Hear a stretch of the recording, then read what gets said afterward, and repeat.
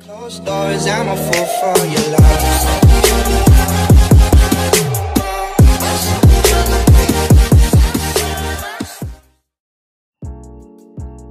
Welcome back to my channel. Buat Anda yang belum subscribe, klik tombol subscribe sekarang. Dan jangan lupa buat bunyikan loncengnya dan terus dapat update video terbaru dari saya.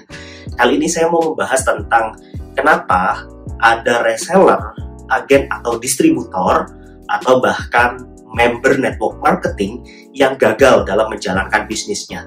Kenapa? Penyebabnya apa? Oke, yang pertama, ya, setelah saya riset, saya pelajari selama ini, ternyata yang pertama adalah kurangnya niat, kurangnya visi, kurangnya tujuan yang kuat di dalam dirinya. Kebanyakan mereka hanya sekedar menjalankan bisnisnya setengah hati. Jadi mereka nyoba sekedar iseng-iseng atau sebagai part-timer atau menjalankannya dengan setengah hati. Wajar karena dia nggak punya niat yang kuat, yang serius. Dia sudah punya pekerjaan yang memang benar-benar sebenarnya sudah lebih besar dari itu dan matang, sehingga bisnisnya walaupun untung dan rugi, dia tidak mempedulikan hal itu. Mau ada yang beli atau enggak, dia nggak peduli. Beda dengan mereka, ya, para emak-emak yang mereka single parent misalnya, butuh biaya yang luar biasa, mereka bisa bergantung pada itu untuk mendapatkan uang. Mereka akan serius untuk menjalankan bisnisnya. Mereka bakal promosi dengan benar-benar serius, dengan semangat. Mereka bakalan melakukan strategi penjualannya dengan benar-benar dari hati, karena itu sumber pendapatan dia. Itu yang pertama. Nah, sekarang teman-teman, alasan yang kedua, kenapa reseller, agen atau distributor itu bisa gagal jalanin bisnisnya adalah karena terjebak dalam pola penjualan sniper atau seperti hunter, pemburu. Anda tahu pemburu? Pemburu itu kan kalau memburu binatang, dibidik mana binatang yang diincar, ditembak, setelah itu dia lari, gitu loh. Setelah itu dia kabur, besok dia cari hewan baru lagi, gitu. Artinya, banyak penjual yang hanya fokus cari orang baru terus, cari pelanggan baru terus. Dia tidak berusaha membangun customer retention, padahal bisnis itu dikatakan aman kalau dia sudah punya pelanggan tetap yang terus beli sama dia. Jadi nggak perlu cari banyak orang, nggak perlu cari banyak konsumen, dia cukup memaintain konsumen yang sudah ada, dia melakukan interaksi, komunikasi, hubungan baik dengan pelanggan itu, dia bisa dapat penghasilan yang stabil dari situ. Beda yang tadi, ketika dia terjebak ke sniper, dia fokus cari orang baru terus, dia bangun leads terus, dan kemudian setelah dapat, nggak dihubungi lagi, nggak di-maintain lagi, nggak di-follow up lagi, nggak ditawarin lagi produk-produk lainnya, nggak dibina lagi konsumennya, sehingga akhirnya dia terus sibuk untuk cari orang baru. Kemudian yang ketiga adalah dia tidak mengikuti kode etik dari perusahaannya. Saya yakin semua prinsipal, semua perusahaan-perusahaan yang mereka sudah siap untuk buka peluang reseller, agen, distributor, itu punya kode etik. Kode etik reseller, kode etik agen, kode etik distributor, itu sudah ada, sudah disediakan. Saat Anda join, terms and condition itu, terus kemudian semua rules of the game itu sudah ada, sudah dijelasin. Apa yang paling sering dilanggar? Yang pertama adalah HET, harga eceran terendah.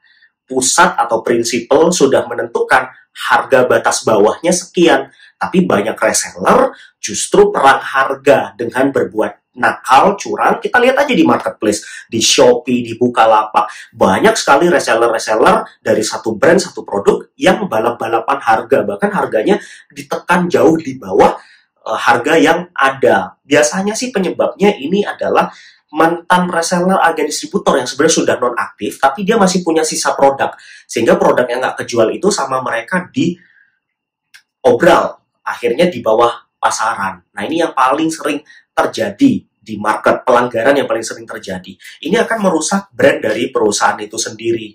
Kemudian yang kedua, pelanggaran yang paling sering dilakukan oleh para reseller, agen, dan distributor ini, mereka ini cenderung hijacking, merebut mitra dari mitra yang lain. Jadi agen sesama agen nih, agen punya reseller, agen A dan agen B. Agen A ini merebut resellernya agen B dengan iming-iming rayuan, dia penjualannya kenceng, dapat spillover, dapat referensi konsumen dari dia, dan lain sebagainya. Ini tentu juga sebenarnya di aturan perusahaan manapun itu nggak boleh hijacking. Ini sering sekali terjadi. Yang berikutnya adalah sering juga melakukan sistem di dalam sistem, atau membuat satu sistem yang perusahaan itu sebenarnya belum approve untuk sistem itu. Lalu kemudian mitra ini melakukan inovasi lah ya sebenarnya, tetapi tidak ada konfirmasi kepada prinsipalnya. Nah, ini juga termasuk dalam pelanggaran kode etik. Terus, apalagi ya, biasanya juga tidak mencapai target penjualan. Ada sebagian prinsipal kan yang mewajibkan reseller, agen, distributor itu untuk ada order dalam 1 bulan ataupun 3 bulan. Minimal berapa kali order atau berapa pieces order. Tapi akhirnya mereka tidak mencapai target itu. Jadi mereka tidak belanja ulang. Sehingga akhirnya mereka gagal, tidak bisa meneruskan bisnisnya. Kemudian penyebab yang berikutnya, kenapa mereka gagal adalah tidak mengikuti support system. Pasti prinsipal punya support system. Ada buku kerja, ada kulwa, ya, kuliah WhatsApp untuk bimbingan. Terus kemudian ada webinar, ada kelas offline-nya juga, bahkan customer gathering, reseller gathering, agen gathering, distributor gathering. Aktivitas-aktivitas ini itu sudah disediakan oleh prinsipal untuk membantu mitranya supaya bisa berhasil. Tetapi kebanyakan mitra begitu bergabung mengabaikan support system, mengabaikan pembelajaran, dan fokus ke jualan saja.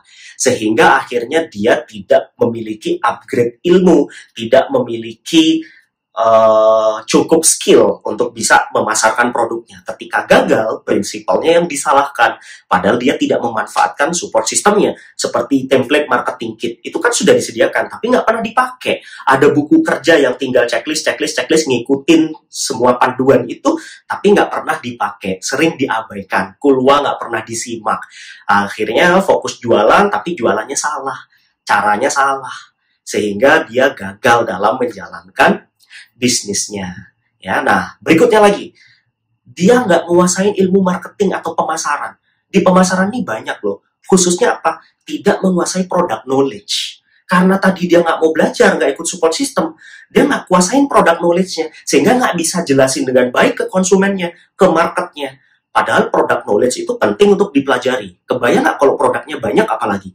Dia nggak paham. Berarti dia nggak bisa ngeyakinin konsumen untuk bisa beli ataupun join menjadi timnya dia. Karena nggak menguasai product knowledge.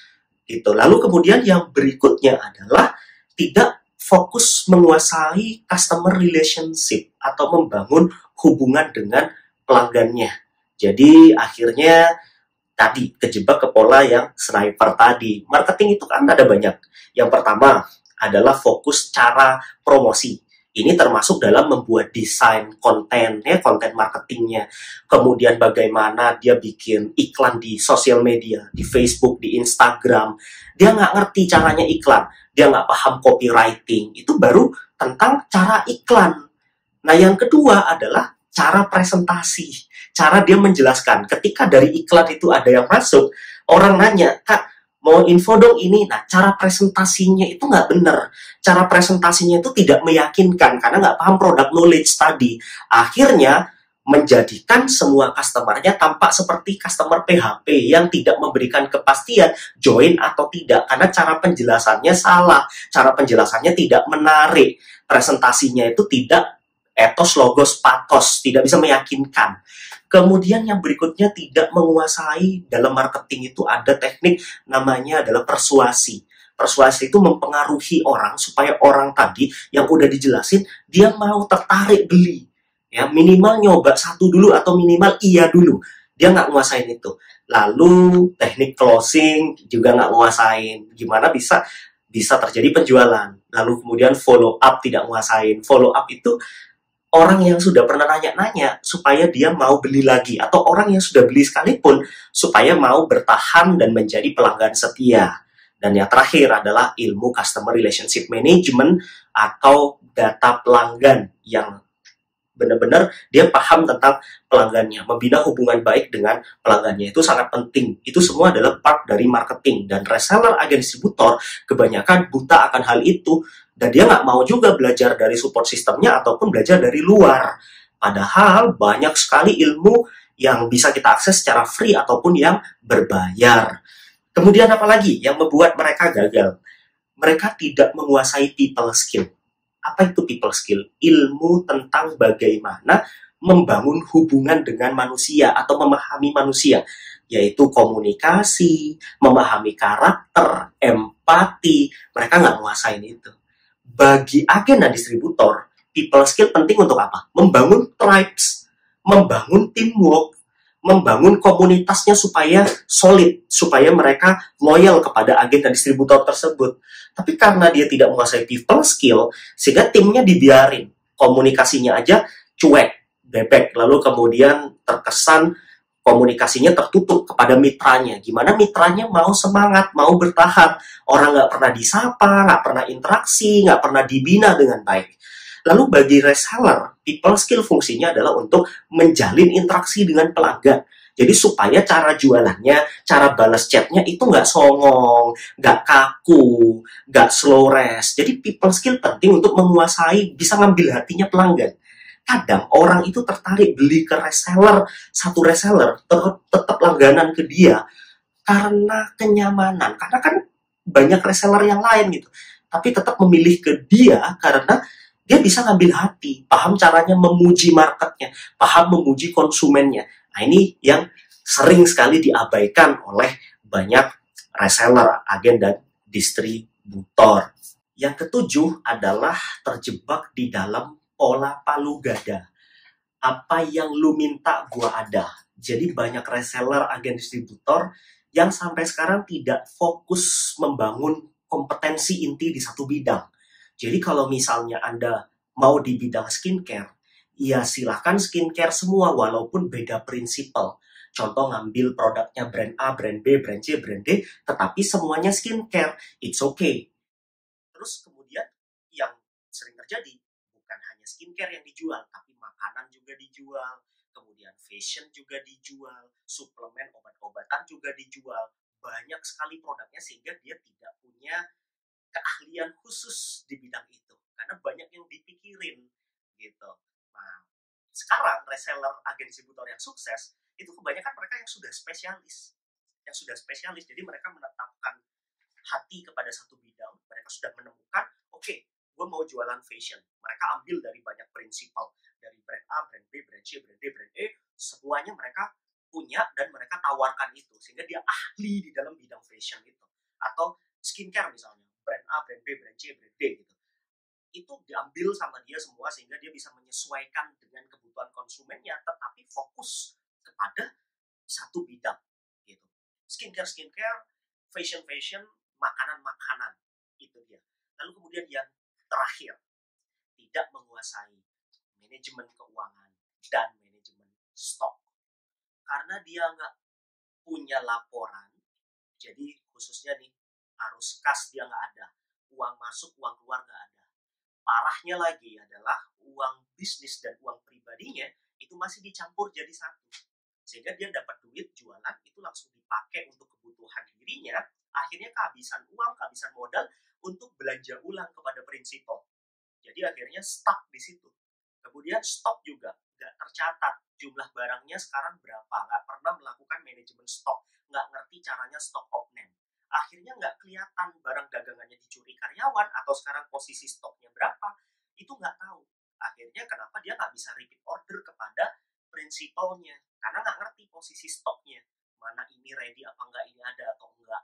Akhirnya bisnisnya kalang kabut dan dia nggak bisa naik ke jenjang berikutnya, yaitu reseller naik level ke agen atau agen naik level ke distributor, dan distributor bisa men-scale up atau menambah produk lain lagi, menambah jumlah stok lagi, karena tadi nggak ada pengaturan keuangan yang baik. Oke teman-teman, itu dia 8 hal penyebab kenapa reseller, agen, distributor bisa gagal dalam menjalankan bisnisnya. Semoga Anda semua bisa terhindar dari 8 hal itu. Mari kita berbenah pelan-pelan. Bagi Anda yang ingin belajar bagaimana caranya menjadi penjual yang profesional, bagaimana menjadi pebisnis yang profesional, atau Anda ingin membangun pasukan penjualan, Anda bisa join di Morning Subscription Program. Silakan link untuk joinnya ada di description di bawah. Oke, terima kasih banyak. Saya Tegar Prajaksa. Jangan lupa subscribe dan bunyikan loncengnya. Enjoy your business.